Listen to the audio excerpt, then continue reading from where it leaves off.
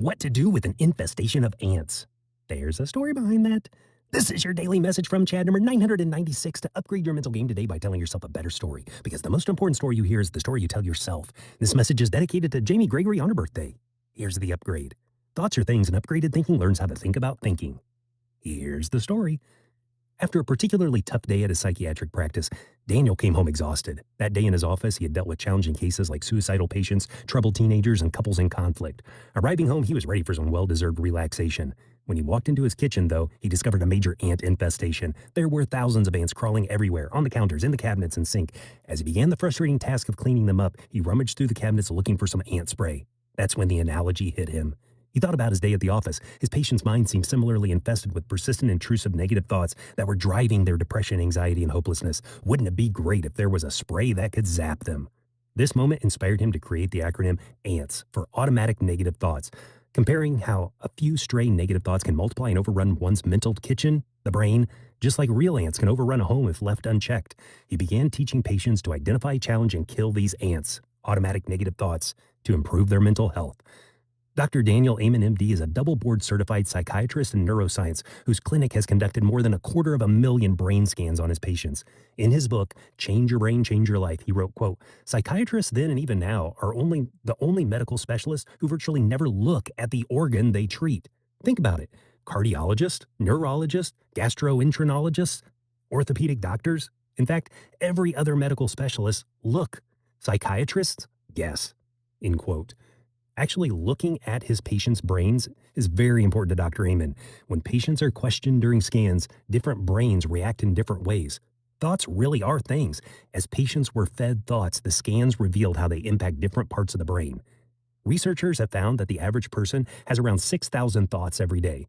I need to pick this up from the store. Why is that person making that face? I ought to help chaperone the third grade field trip. Why did I say that?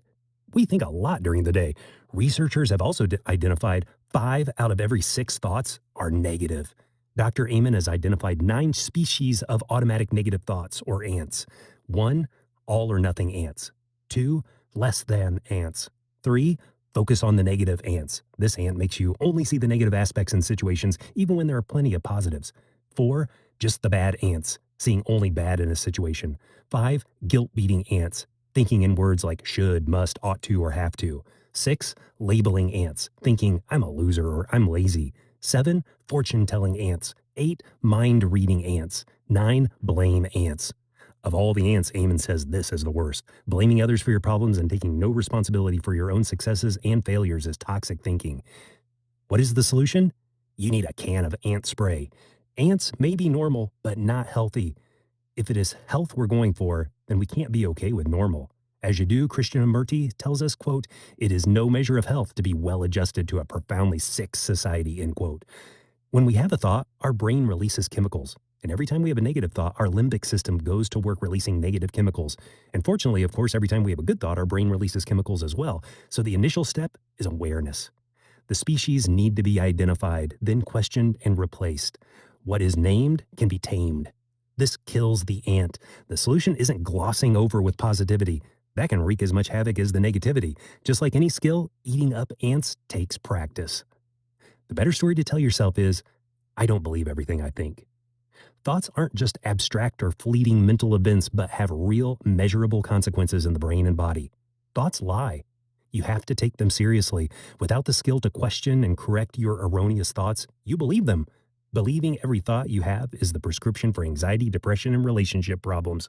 You can learn to eliminate negative thought patterns and replace them with more helpful thoughts that give you a more accurate, fair assessment of any situation. This skill alone can completely change your life if you embrace it and practice it. Tell me a story of tackling bad thinking to fromchadsmith@gmail.com. Send someone a text and ask them, have you ever had any infestation of ants? You can get a free copy of my book, The Most Powerful Story in the World, by going to fromchad.gumroad.com. The transcript of this message and hundreds of others are always available at www.fromchad.com.